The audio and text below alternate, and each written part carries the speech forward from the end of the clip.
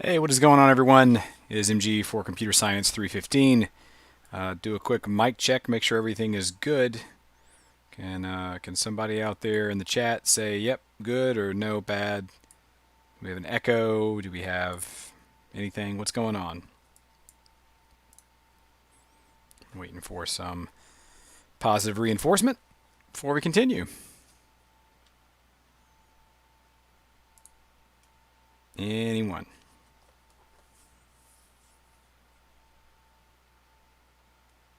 Anybody in the chat? I see that there are viewers there.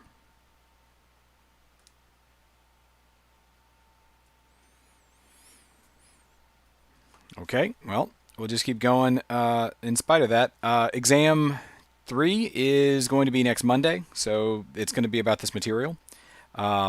It's important to understand this material because this is about exam 3, but it's also about assignment 3. So we'll be tackling some of those things in this lecture as well. If you have a question about assignment 2, I haven't really started grading them yet. I will need a little bit of extra time. I'll try to get them done before the 30th, but that's the expectation. Once I start grading, I'll usually just grade either half or all of them in one sitting. So I don't expect that to take very long once I start doing it, but work and class has just been a major priority. So let's jump right into the slides. So this is about security. And security is really important. Why would you ask? Is security very important? Well, the goal, and I'm going to go into security. Going to go into security loosely. There's an entire class on security that I recommend that you take. I think it's 439 maybe. If you're interested in sort of security administration or whatever, this is a very broad topic, and it's not even, I say broad topic. It's not even very specific on very many topics. It's specific on just a couple. So this is just not. It's not for a replacement for an actual security class. So definitely consider taking that with Ray or whomever is teaching it. But security is important because it can protect your data from bad actors. And a bad actor can be Russia, it can be China, it can be some socialist state, it can be hackers on the internet, it could be people in your dorm kind of trying to mess with you, people in your class trying to mess with you. Security is there to prevent them from being able to get your data. Someone who is in charge of security may be in charge of vulnerability and penetration testing, which is effectively, we call them vuln and pen testing. It's a way of testing all of the safeguards that you may put in your put into play, like firewalls, intrusion prevention and intrusion detection systems, things like that, honeypots, that would be able to detect if somebody's trying to hack you. You would try to hack yourself. You would stand up a system or a series of systems that you would attempt to take down, and ideally, your safeguards that you put into place to protect you from outside forces would protect you from you as well. Now clearly, you wouldn't use like the passwords that you know because that wouldn't make any sense, right? No one knows that password except you, or has access to that information outside of your organization or your business. So it wouldn't really make sense, and it wouldn't be effective to do a pen test like that. It may be your job to monitor system activity, system traffic, system logs, and look for any incongruencies or any sort of anomalous activities in those logs, traffic, or activity. And a lot of times you don't do this manually. You set up some system, some watchdog system that will do it for you. And that's ideally, that's just the best thing that you could hope for, right? You have a system that's watching the logs, the activity, and the traffic, and is alerting you based on a filter set or some type of activity that you care about. And then it may also be your job to audit your policies, audit your systems, and then generate policies and enforce them technically and otherwise. So it might be part documentation, but it also might be part getting in the weeds, getting down with the nuts and bolts of the system, and really diving in and enforcing that system technically, that policy technically. We have a couple situations that we want to avoid, but some are better than others, right? Especially in 2020, I think maybe 5 years ago, it really started ramping up. Was this idea of data loss, data exposure, malware, and ransomware? Data loss is simply I don't have access to my data anymore. It's either been abandoned or it's completely gone. It could be we lost it to environmental hazards or like a fire or flood, things like that. It also could be that I accidentally formatted it and I didn't have backups. I deleted it and then I used my system and it overwrote it and I didn't have backups. And this usually is always a I didn't have a backup scenario, so try to avoid that. Short answer rather, to a long question is just have backups and kind of think about what you're doing. And then you have data exposure. This is one of the worst possibilities because in a lot of cases you'd prefer your data to be gone than data to be exposed. Because when it's exposed, for instance, you let's just say you're a company and you're not supposed to do this, but you're keeping all of the credit card information for your customers in a database or a data file. If you lose those credit cards, the problem is you have to bother all your customers, right? You have to ask them, hey, you need to re-authenticate, otherwise we can't take your money. If you expose the credit card information, though, of your customers, you probably just bankrupt yourself. You're probably not going to be able to weather that particular storm, legally, monetarily, and otherwise. A lot of the time, we see that malware, and more specifically ransomware, that's malware that will hold your data for ransom. They may not have access to your data because transmitting a lot of data over the internet might take a lot of time. It might be very noticeable whenever you're looking at your system logs or your whatever. You can notice that something is taking a lot of your data. Maybe you're uploading a lot of things, or your network is staying active for far too long. So what malware, specifically ransomware, will do is typically it'll encrypt your system. It will start encrypting your system hopefully without you noticing, and it will generate a key, and the person that wants your money has that key.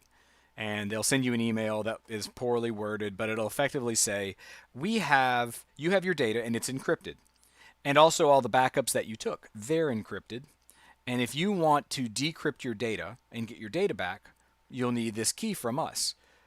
Without this key, it is pretty much impossible in our lifetime to decrypt the data and crack that code on your own. So you pay us 5 Bitcoins or 50,000 or $20,000, and we will give you the key to your data, and that.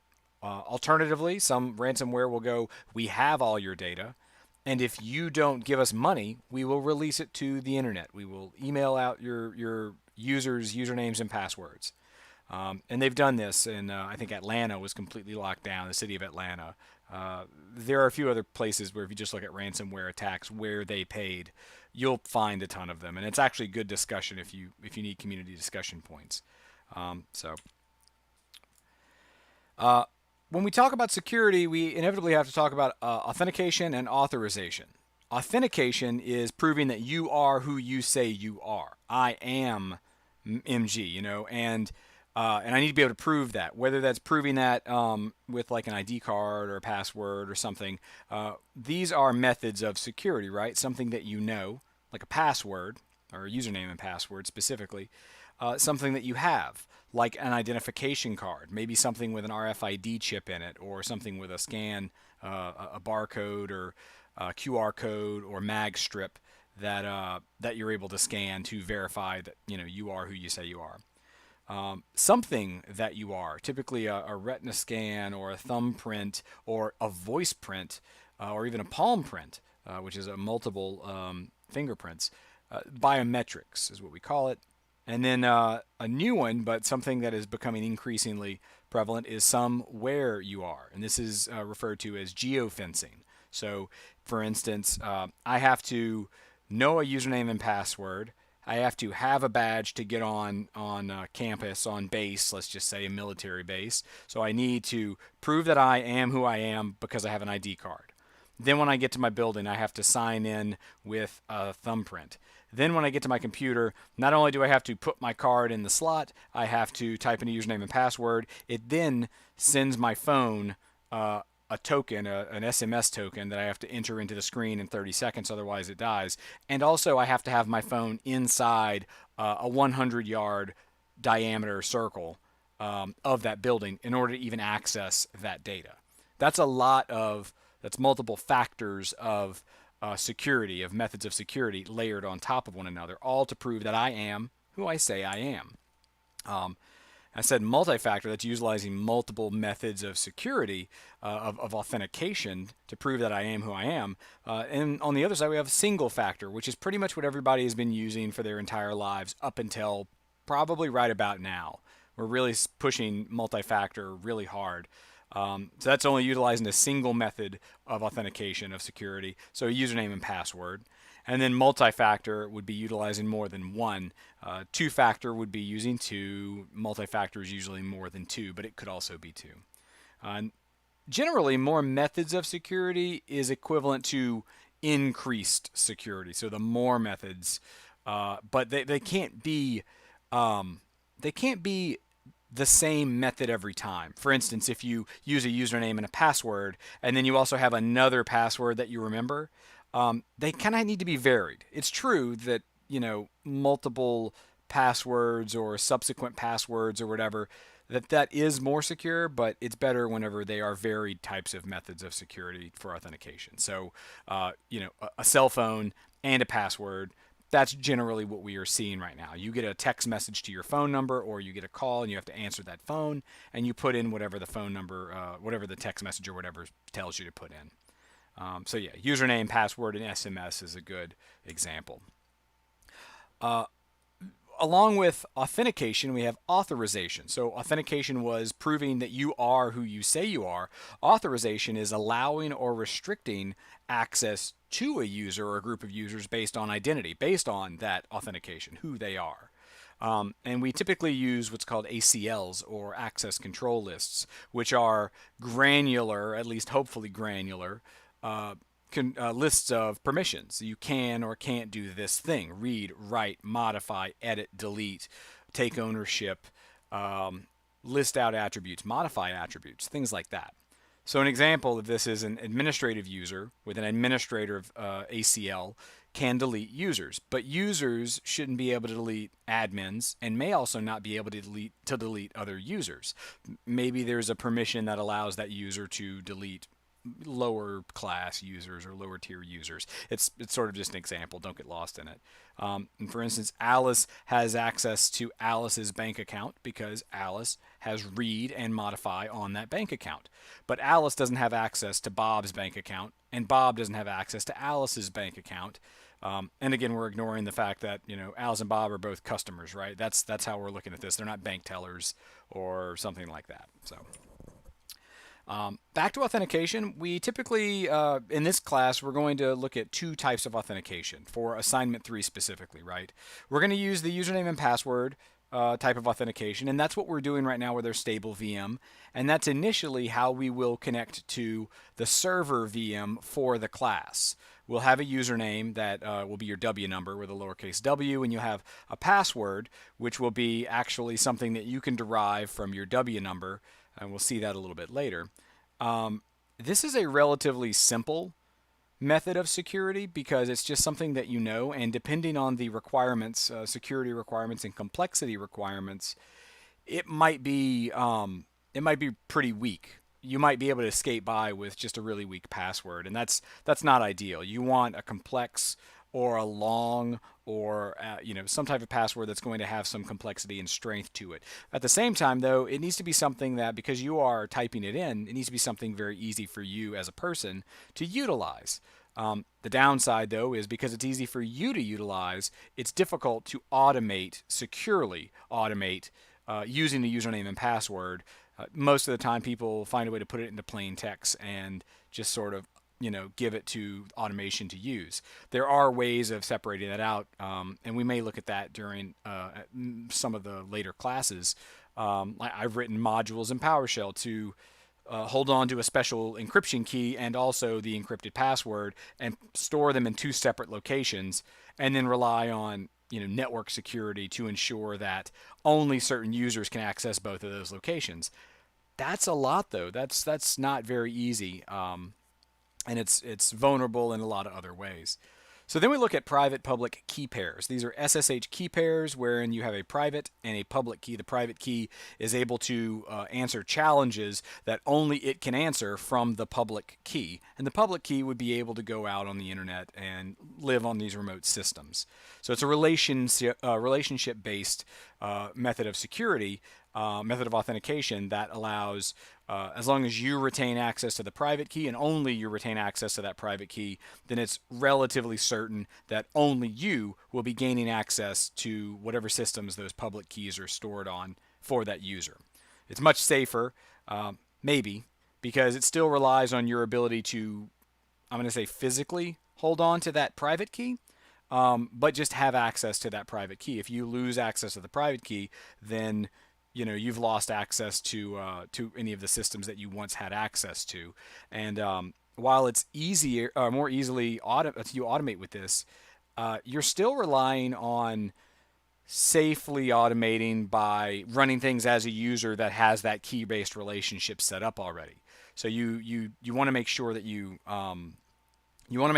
still playing it safe with these keys, but it's a lot less volatile than a password, because a password might be used in another location.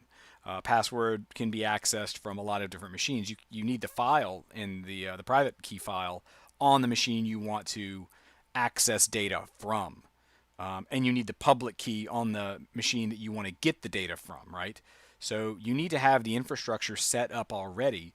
And there's a lot of extra steps. And just because there are a lot of extra steps, and a lot of other reasons too, but because there are a lot of extra steps, it's going to be more secure. So how do public and private key pairs work? Effectively, the private key, the ownership of the private key, more or less verifies the identity of who is trying to access the public key challenge. The public key allows acceptable logins because it is actually on the destination machine, or the remote machine, let's just say. And the remote system, so the system that you are connecting to, so that you're connecting, that has your public key on it, you're using your private key to connect to this other machine, it will handle the authorization. So there's nothing on the private key side or on your side that defines what access you have to the destination system. It's simply you have access to the destination system, but you don't know that you have read or root access. You'll find that out when you get to that system, right? The private key is something that only you can ever know, because if other people knew the private key, then it's invalid, and other people could impersonate your user. They could log into systems that have your public key on there and pretend to be you. So if that were to ever happen, you would want to immediately invalidate all public keys, remove them from the system, and generate new key pairs and keep it safe. If you lose your private key, you are doomed, in that you will have to sort of reset up this entire infrastructure. But admittedly, it's not very difficult to set up that infrastructure. It's just the data will be exposed potentially should you lose your key and someone find it. Public keys, on the other hand, are very safe to put absolutely anywhere because it's one-way. It's a one-way key. You can't derive the private key from the public key. You can derive a public key from the private key. You could always regenerate a public key if you had the private key. But if you just have a public key, you can't really do anything with it. You can put it on a server. You can put it on every server online. Every machine on the internet could have your public key. And all that means is that you would be able to utilize your private key to connect, as much as those destination machines will let you, to connect to those destination machines using a key-based relationship. Every server or service that you require access to, if you're going to utilize private-public key pairs, will need your public key. So this is a Wikipedia image. that sort of very easily says or illustrates how keys work in general, not necessarily how they work for remoting into a machine or giving access, but this is just for encrypting a message. So we assume we have Alice has a private key and a public key. You can see that the red key is Alice's private key, and it is on Alice's side, and Bob has Alice's public key. So Bob wants to send Alice a message. He sends "Hello, Alice," and he uses her public key to encrypt that message. And that message gets all encrypted and garbled up, and that's what that 6EB business right here is. It's encrypted, and you could at some point maybe crack the code on that, but it would take a very, very, very long time. It's not impossible, it's just improbable that you'll ever crack this encryption. Let's assume that you're using a strong encryption. And then Alice, once she receives this encoded message, uses her private key to decrypt it. It's a message that can only be intended for Alice and can only be opened by Alice because it's only going to be solved. Think about it like a really complex math equation. It's only ever solved with Alice's private key. And then Alice is able to decrypt it with her private key, and she's able to read, "Hello, Alice." How thoughtful of you, Bob. Thank you. In a slightly, I guess, more modern-looking graphic, if we have Alice's laptop and Bob's laptop, and we have the red key and the blue key are private keys respectively for Alice and Bob, the green is Alice's public key and the yellow is Bob's public key. And we see that there are three systems: Romania, Switzerland, and South Korea. Bob is able to access two of these systems, and Alice is able to access two of these systems because it really depends on where these public keys are. Now, both Bob and Alice can access System 2 because there are multiple keys on there, and that's fine. You totally can access the same system at somebody else's access, and it's not like a one-to-one relationship. It's definitely a many-to-many. Many users can access many servers, and one user can access many servers with that same public-private key. So because these keys exist on the destination machines, Alice is able to, unlock and access those machines as well. It's a pretty straightforward example. If your public key exists on a server and the server is configured for it, then you should be able to access as much as that server is going to allow you to access on that machine. Again, authorization isn't handled by the public-private keys. Authorization is handled by the remote or the destination server.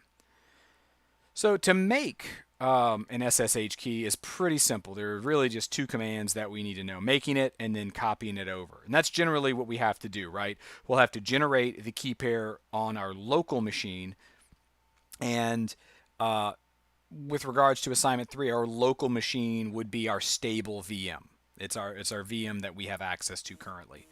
And we generate that key pair on our local machine using the SSH keygen command. We're going to use type RSA. There's a bunch of different types of keys. We're going to use RSA. If you want to read up on them, have at it. YouTube and Wikipedia is your friend. And we're going to set the byte length to 4096, 4 meg. So it'll be a little bit stronger than 1024, 2048. And it doesn't take much more time to generate that. I think it might take twice as long, but it takes a couple seconds. So it's really okay. It's going to ask you some interactive questions. It's going to ask you to enter a save location for the keys. And in that case, we would want to save it someplace that we have access to. Typically, there's a .ssh folder that is created when you SSH to a machine, and we could put it in there. I think that's the default. So if you don't enter anything, the default will be this .ssh / and then ID RSA. ID underscore RSA will be your private, and then ID underscore RSA dot pub will be your public key. It'll ask you to enter a passphrase. And you need to remember the passphrase, because if you have the private key and you can't remember the password to use it, then that's a problem. For the sake of assignment 3, though, you don't have to enter a passphrase, because remember how I said automating with an SSH key is easier than using username and password? It gets more difficult when you add a username and password on top of it. And it's certainly not a requirement for assignment 3. So if you create a passphrase and then you are unable to automate it with the passphrase, you'll need to create a secondary key to then automate with. And then the key is saved to a location. This is a misspelling here. The key is then saved to a location where you put it here, and it'll generate some nice artwork. They call it artwork. We'll see that in a little bit. And then once we have created that key and saved it to our local machine, we will need to transmit it to the destination or the remote machine, right? And this could be manual, a manual thing where we open up that other machine, we SSH to it, and we copy all of the stuff and put it in the right place and permission it the right way. But conveniently, Linux has what's called the SSH copy ID command. So we do SSH-copy-ID. We give it whatever options we need. In this case, we need to supply the SSH port because we aren't using the default port. This will be -P 4422, and then -I for the identity file, and then the either the local, the relative, or the absolute file. This was a relative file path to the public key. And this is assuming that we were in my home directory on my local machine. Otherwise, I would have had to put /home/ cmps315 /.ssh /id_rsa.pub.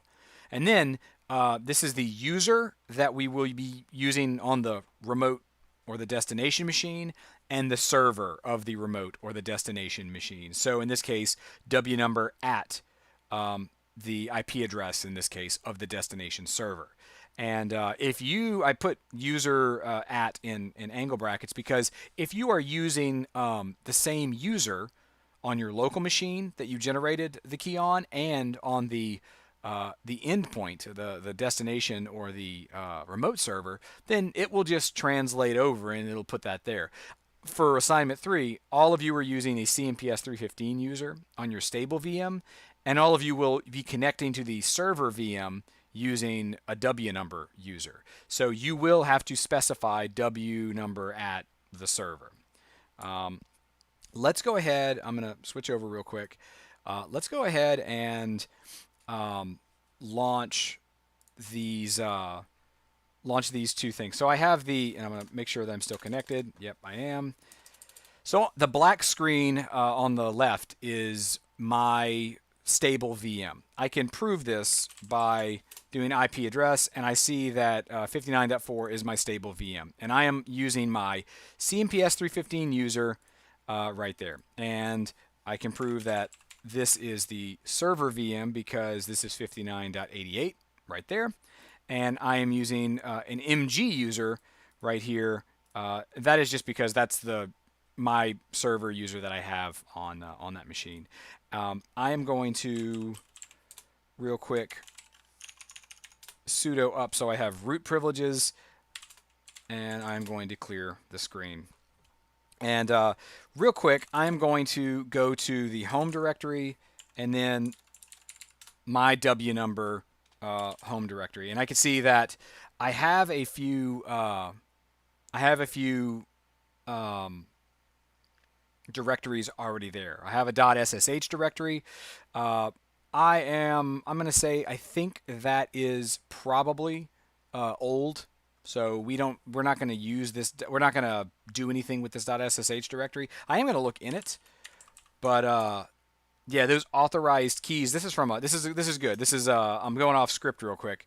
So this is an old authorized key from probably last semester. So whenever I generate a new key, it will not look like this. But this is effectively a public key for a private key that's been destroyed. So I can actually get rid of this. I'm going to get rid of that file because I don't need it. All right, and then I'll just go ahead and connect back there, and we can see it's not there anymore. Okay, so it's clear on there. I'm in my home directory, and I see that there's nothing here, really, other than the standard profile stuff. So I need to create my SSH key. So I'll do SSH keygen, type RSA, byte length 4096. And if you're using the number pad on your keyboard, make sure numlock is on, otherwise it will not work. It'll start putting a bunch of crazy characters up there. It's going to say generating public private RSA key. Enter the file in which you share the key to save the key. Notice it's got the default /home /cmps315 /.ssh /ID RSA. That is not existing yet. That .ssh. That directory does not exist on my stable VM. I'm just going to hit enter, accept the defaults. I would recommend that you do the same. Enter a passphrase, empty for no passphrase. I am not going to put a passphrase on this. So I'm going to hit enter the same passphrase again. Cool. Enter. And it says, here's the random art image. It looks beautiful. And now if we do LL, we see that there is a .ssh. There wasn't up here, but there is down here. And if I go,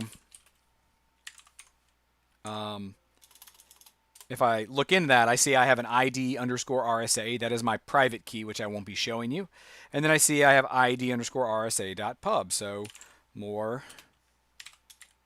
dot SSH dot pub. And I see it's this lengthy, I know it looks similar to the thing I just deleted, but I promise you it wasn't. There are some things that, well, it's no out the gate, it's very different. NZA, C1, Fox E. Yeah, there's no Fox E over here. So yeah, this is different. One character is completely different. So what I'm going to do is I'm going to clear all my screen so it's a little bit easier. I'm going to transmit this from my local stable VM to the server.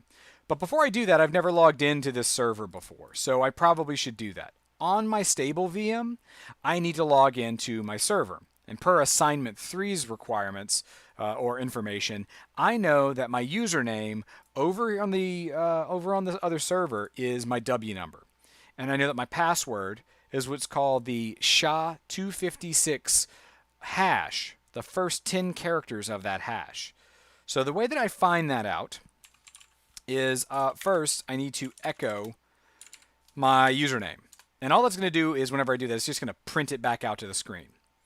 In Linux, we have this concept of standard in and standard out. So standard in is whatever this echo command is going to accept. For instance, echo and then the input, which is my W number as a string. Standard out is my W number as this string. And I actually typed in my W number wrong. Yeah, that's it. Is my W number as a string. So standard in right here, standard out right there. Whenever we start to chain commands, we can get the standard in of one command to be the standard out of the previous by using a vertical pipe. So shift /.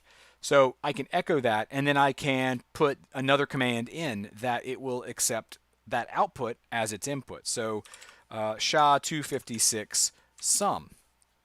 And what this is going to do is it's effectively going to hash, which is a mathematical function, a one-way mathematical function. It is going to hash this, well, really this.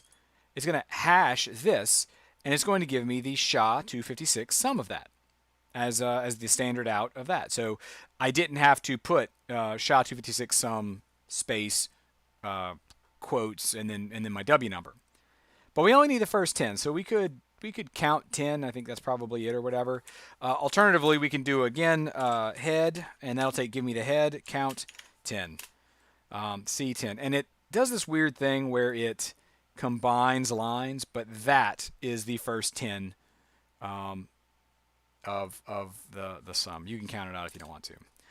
So before we copy our ID, our SSH ID, over to the server VM 59.88, it's best practice to copy to test it out and SSH to it first. So SSH-P, we're going to need that special 4422 port, and then we're going to put in our user 0280211 at the server in question. And then when we hit enter, it's going to say the authenticity of this host, and it's going to give the IP at this port can't be established. Here's a fingerprint, SHA-256, see? Are you sure that you want to connect? In a production scenario, you would have gotten this fingerprint, and you would have been told, hey, this is a valid fingerprint. So if you connect, then and you see this fingerprint, this is good. And whenever we connect and we say yes to this, it's going to store that fingerprint in a known hosts file. what that's going to allow us to do is it's going to map this fingerprint to this IP, 59.88 to PUE. Let's just use the last three. Moving forward, if say 59.88 gets compromised and it gets remade and it gets all its data copied, but it's not the same server anymore. It's a server that's sort of a man-in-the-middle attack, and security would dictate we don't want to connect to this. It will actually have a different fingerprint on it, and it will fail this fingerprint check. So whenever we do SSH into it after that's been compromised, it'll say, sorry, that looks like a different server. You need to look at this. And if it's valid, you have to go in and remove the bad entry and then connect to it again. So we're just going to say yes in this case. And it says, cool, we permanently added this IP address server with this port and that to the list of known hosts. And it's asking me for my W numbers password for this server. So I'm going to type this in, 448CDA90B6. And I'm going to hit enter. And it let me in, thankfully, because I did not want to type that again. The very first thing we could see, welcome to the server, I could actually check. It's saying that the last login was from 59.4. That's the server I just came from. And if I did IP adder, I can tell that I'm on 59.8, and I could tell that I am my W number user because now it says W number at CMPS 315.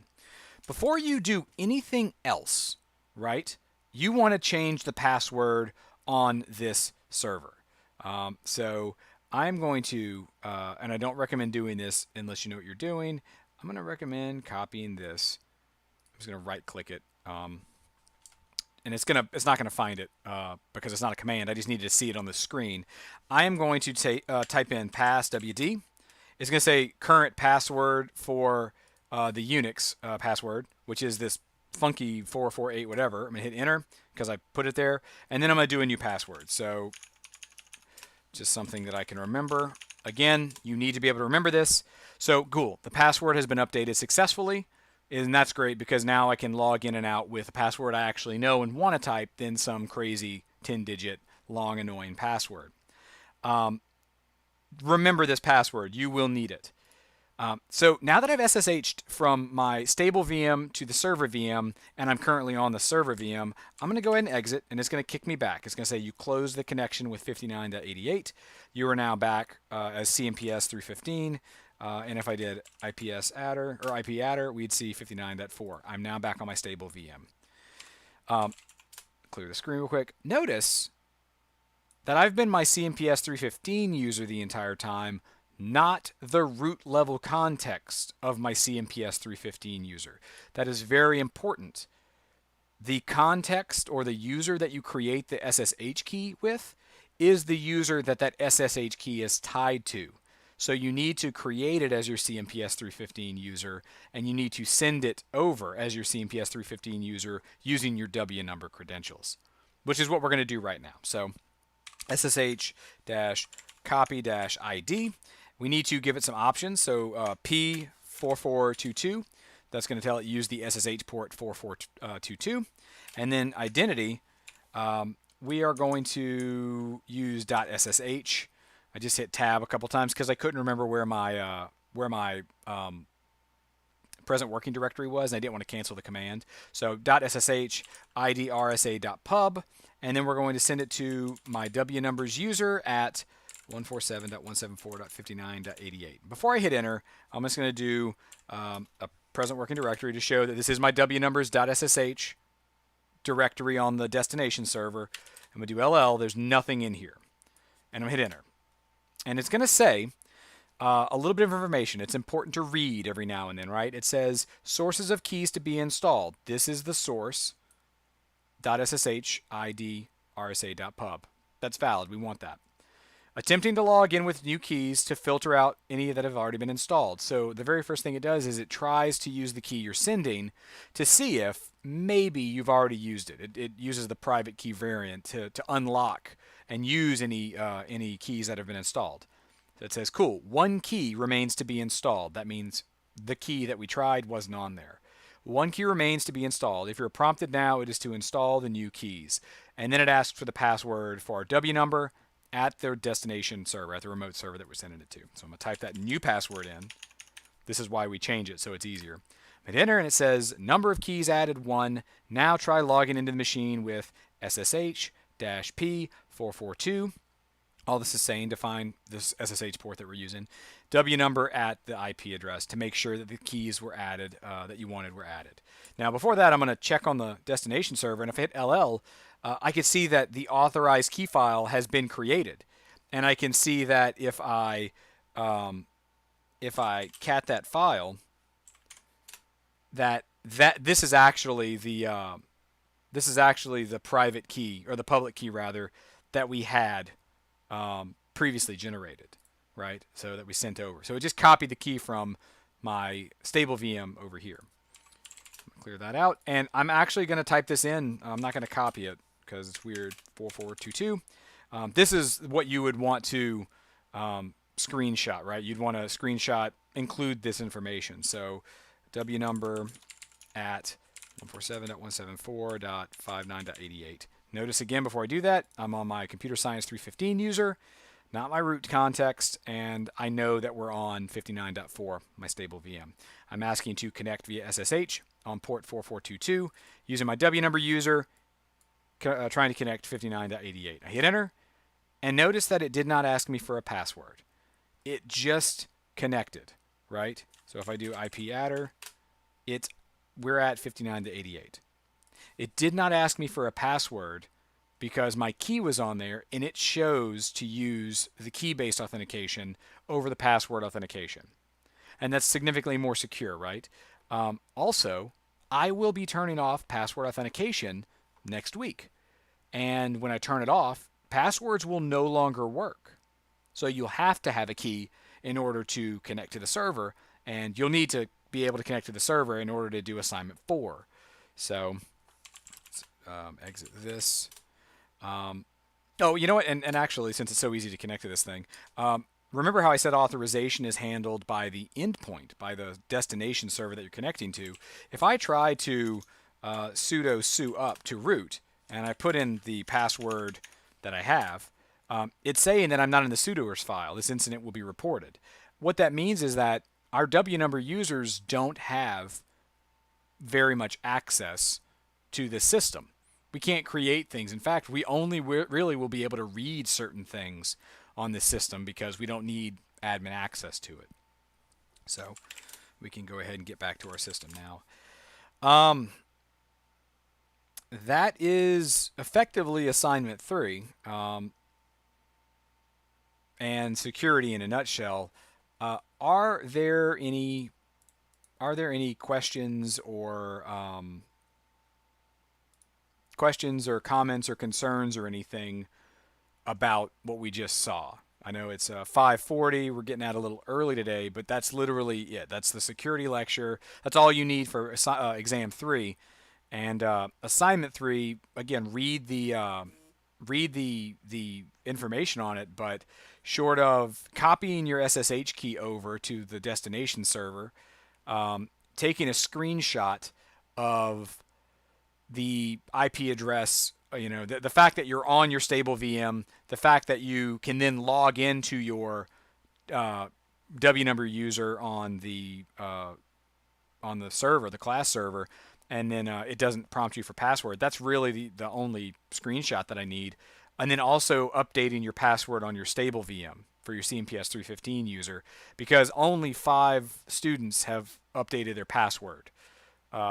Everybody else has been keeping it exactly the same. So that will be part of the grade for assignment 3. You need to update your password on your stable VM, and I'll be able to check that from the server very easily.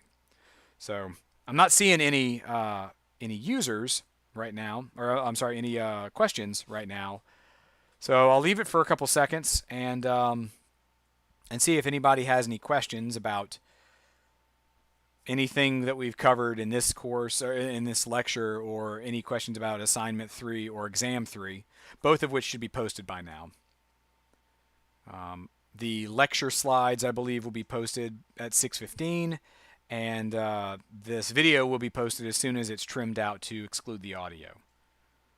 So I'm not seeing any chat activity. So cool. Um, if for whatever reason you, as I close out, someone's going to chat, I think, but as if for whatever reason you didn't want to ask a question or you didn't have a question and now all of a sudden you do, you could feel free to email me mg at southeastern.edu, but don't email me on the eve of when the assignment is due, mainly because it's probably late and I'll be asleep. But also because just consider that if you've waited the entire time to do the assignment and now you're like, I've got problems, that tells me that you didn't start the assignment until very late. And it's irresponsible to consider that I have to be on email 100% of the time on the weekend typically for the assignment. So just start it early, end it early. I promise assignment 3, it does not take a lot of time. Refer back to this video if you need to, improvise or interchange the parts that need be interchanged, and it'll be really, really fast. Don't waste your time. Don't waste time waiting, is what I mean. Just knock it out and get over with. All right. Well, I don't see any chat, so I'm going to say bye to everybody. Thanks for another episode of Computer Science 315. This will be posted shortly, and once it is, I will send out an announcement, and you should be able to watch it at your leisure. So again, email mg at southeastern.edu if you need anything. And until next time, I will see you guys later. Bye.